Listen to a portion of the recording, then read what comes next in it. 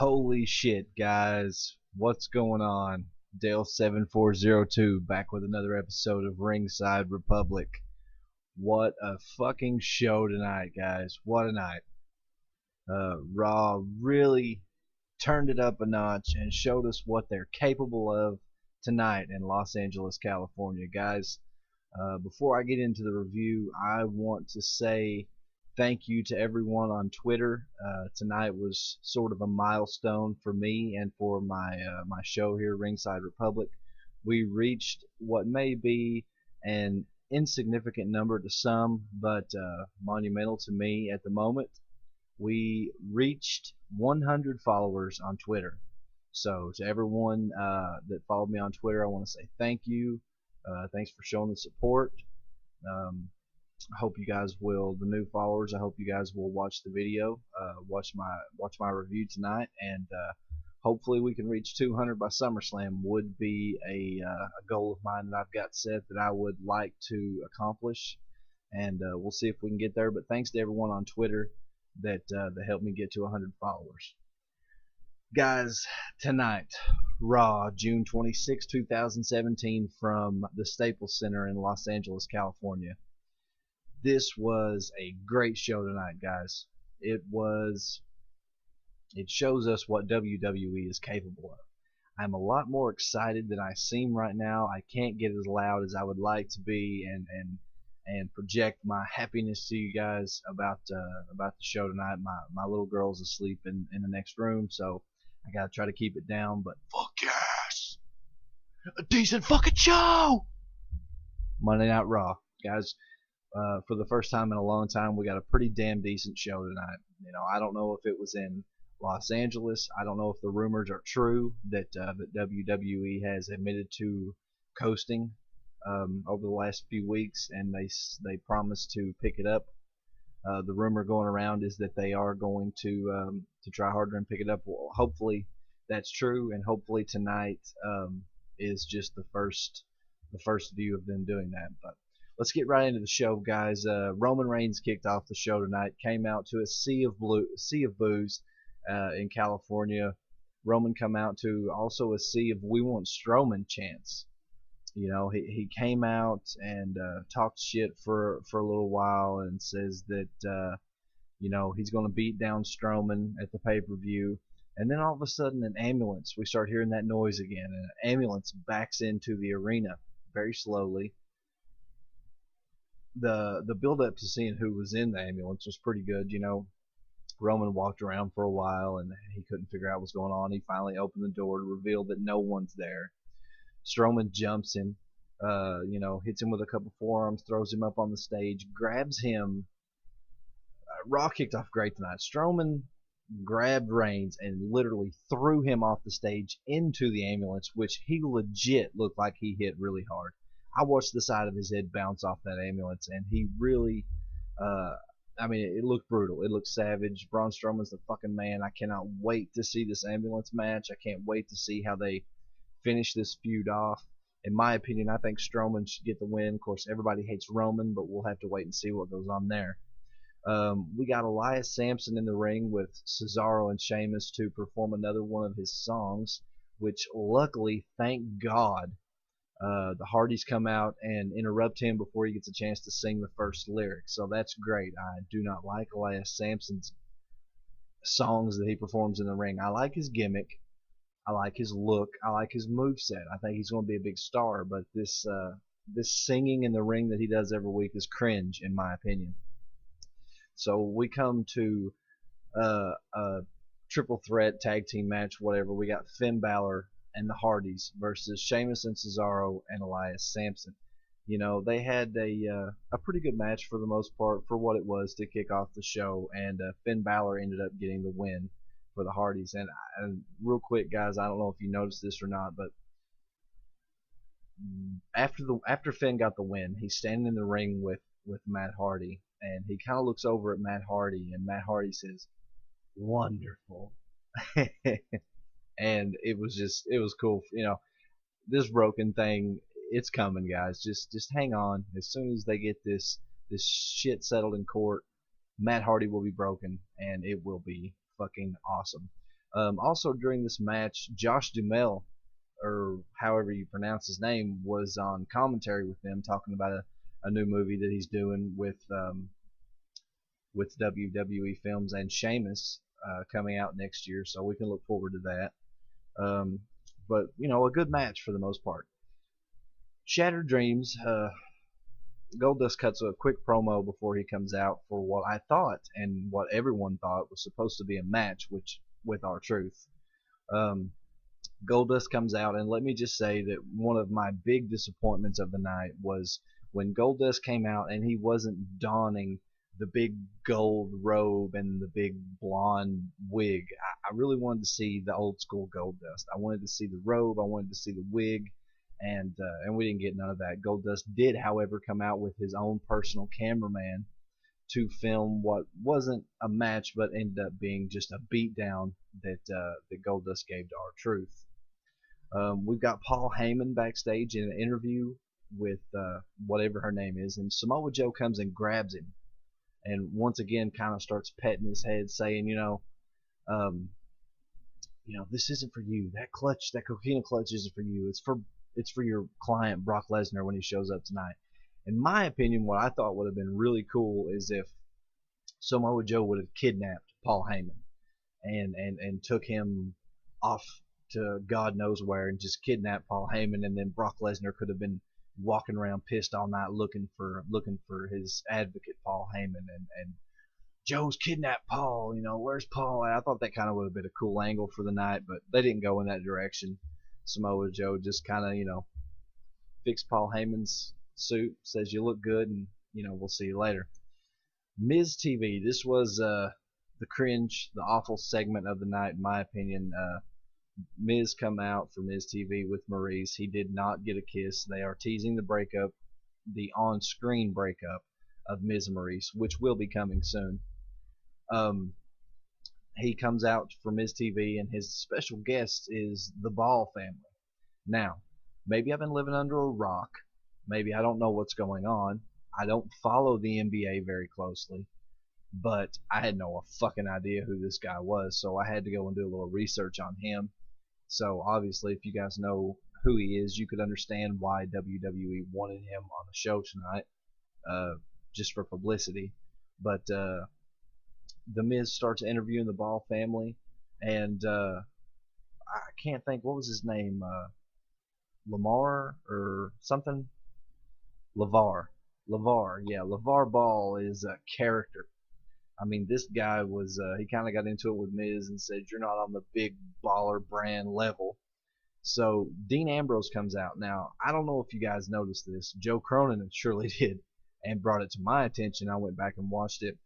But apparently, and I'm not 100% sure on this, but when Dean Ambrose come out, one of the Ball boys kind of dropped an N-bomb. I believe he said the N-word.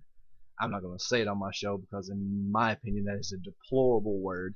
I fucking hate that word, and I hate anybody that uses it on a regular basis, especially in a derogatory sense. But let's just say that I'm pretty sure an N-bomb was dropped. So Dean Ambrose comes out, interrupts the whole segment, and that leads to Dean Ambrose and Heath Slater and Rhino versus The Miz and his Miztourage. Now, I got a quick thing to say about this.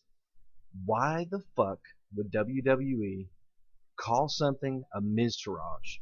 That is the stupidest, fucking most cringeworthy thing that I've heard in a long time. Just call it a fucking entourage. What's wrong with that? Miz and his entourage. I mean, what the fuck is so wrong with that? There's never been a staple called the entourage. It fits his character because he's an A-list Hollywood actor. He has an entourage, not a Miztourage. That's fucking stupid. WWE's overthinking that there a little bit.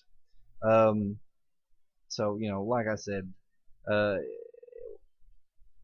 Miz and his Miztourage end up getting the win tonight, and I like the idea. I like the staple. I just think the name is very, very fucking stupid. Enzo Amore comes out by himself. He gets in the ring. He starts cutting a promo. A very Very good promo. He asked Big Cass to come out. Cass comes out, and Enzo cut what and is in my opinion one of the best promos I've seen in a long time. Enzo was on the money. He is perfect as a mic guy. His in ring performance, it's all right, but his mic skills are just dynamite. And he tells Big Cass, "Look, you're my brother. This is business. All this wrestling stuff. Let's put this to the side for right now. You're family. You're my brother."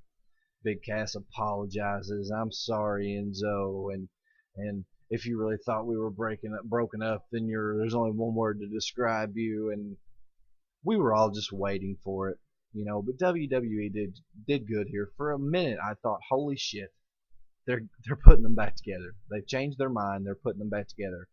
But at the end, Big Cass and Enzo walk up to the stage. Cass holds Enzo's hands up and gives him a clothesline. He ends up picking Enzo up and throwing his scrawny ass down the ramp. Very brutal throw. So Big Cass is officially heel. And actually, when we come back from commercial break, Corey Graves, he gets approached by Big Cass saying, "I were to break your scrawny little neck for what you did to me last week, but Kurt Angle says I'm not to lay a finger on you. I don't know what you have on him. I don't know what kind of dirt you have on him, but it must be good. Stay the fuck out of my business." So they're continuing the storyline with Corey Graves and Kurt Angle. Corey Graves has obviously got something on Kurt. We'll probably find out sometime around SummerSlam, and we'll probably eventually figure out the obvious. What's going to happen is the Authority is coming back. It's inevitable. I'm sure that's what we're building up to. Seth Rollins comes out for a glorified squash match with Kurt Hawkins. Can't talk tonight. Seth Rollins wins. Bray Wyatt comes on the screen and cuts a promo. Obviously, they're setting up for a match at Great Balls of Fire. Paul Heyman is in the ring, cutting another glory. I tell you, Paul Heyman is fucking gold on the mic. I mean, probably the best talker that I've ever heard on the mic, ever. I can't think of the last time that Paul Heyman fucked up or messed one of his promos up or stumbled on his words. I can't think of the last time that Paul Heyman fucked up. He's gold on the mic. He calls for the Beast Brock Lesnar to come out. Lesnar comes out. Samoa Joe gets him in a coquina clutch from behind. Brock Lesnar struggles and fights trying to get out. He eventually doesn't. The boys from the back have to come out and grab him and pull him off of Brock Lesnar. Brock Lesnar's face is turning fucking beet red, and it was a very intriguing segment. I kept thinking that Brock was going to turn it around and somehow get the upper hand on Joe, but I don't see WWE letting Samoa Joe win this. If they do, it will just be for one reason, and that's because they want their title on the show. Brock Lesnar has a contract that enables him to show up on limited dates. He is the champion, so we don't see our championship title on Monday Night Raw very often. So if they let Samoa Joe go on to win, that will be the reason why. The boys from the locker room pull Samoa Joe off and leave Brock Lesnar laying out of breath and red. Lince Dorado versus Neville. Neville gets the win. Akira Tozawa is outside the ringside area watching the match. Neville wins. Titus O'Neil comes out and announces that he's set it up and that Akira Tozawa is the newest member of the Titus brand officially, and that at Great Balls of Fire it will be Neville versus Akira Tozawa for the Cruiserweight Championship. So we knew that was coming, but it is official now. We got a clearer view of our Great Balls of Fire match card. I will go over the preview and predictions obviously next week, but we know now what we're looking forward to seeing. Paul Heyman is backstage and cuts another golden fucking promo talking about how at Great Balls of Fire Brock Lesnar is going to be on top. He's going to be the champ, and just building up his client. But the promo guys was just golden. I mean, Paul Heyman he's the man. He's spot on, and he never disappoints. All through the night, we've been watching Kurt Angle spin the balls, and each woman from the women's division that was involved in the gauntlet match drew a number for in what order they would fight for the number one contendership in the gauntlet match. Bayley drew number 1. Nia Jax drew number 2. We're going to go over the first 4 relatively quickly. Nia Jax defeated Bayley, Mickie James, Dana, and Emma 4 in a row for Sasha to come out as the last entrant. Now, Sasha Banks and Nia Jax tore the fucking house down tonight. These women gave it everything they had. They beat the fucking hell out of each other. It was a pay-per-view worthy match, and they stole the show. That was absolutely the match of the night. Nia Jax and Sasha Banks, I enjoyed it very much. Sasha Banks ended up getting the win. Kurt Angle comes out and raises her hand in victory. Alexa Bliss comes down the ring. They stare down. Sasha gives her a drop kick from hell out of the ring, takes her title from her, makes her look like a little bitch. So, Raw went off the air with Sasha Banks standing in the ring as the number 1 contender for the Women's Championship. And guys, this show tonight was fucking great. I'm giving it a 7 out of 10. In all honesty, it could be because I was so pumped about my 100 followers on Twitter and reaching that milestone. But even up until that point, which was at almost pretty much at the end of Raw until I got that 100, I went from 81 followers before we started watching Raw to 100. That's pretty good. In a span of 3 hours, I got, 19 or 20 new followers, so I'm pretty proud of that. Hopefully most of the new followers will watch the video and like and subscribe. If you do like the video and you're watching, hit that like button, hit the subscribe button, follow me on Twitter at Dale74021, pledge on Patreon, patreon.com/Dale74021. Guys, just any support that you could show and give me would be greatly appreciated. I'm new. I'm trying to build a brand here, and there will be more that I'm going to be adding to these videos as I go along. I'm going to be adding segments. I'm going to be doing I was thinking about doing an entire video dedicated to Sting. I'm a big fan of Sting. I was thinking about doing an entire video dedicated to him and his career, and some of the things that he's accomplished, and just basically kissing Sting's ass because I think he's the man. But guys, Monday Night Raw tonight from Los Angeles, 7 out of 10. I really enjoyed the show. I hope you guys did too. If you liked the review, hit that like button, hit the subscribe button, and follow me on Twitter. And we will see you back tomorrow night, guys, with your SmackDown Live review. They've got a lot to follow. They got a hard show to follow tonight, guys, so we'll see how they do. We'll see you tomorrow. Have a good one, guys, and thanks for watching.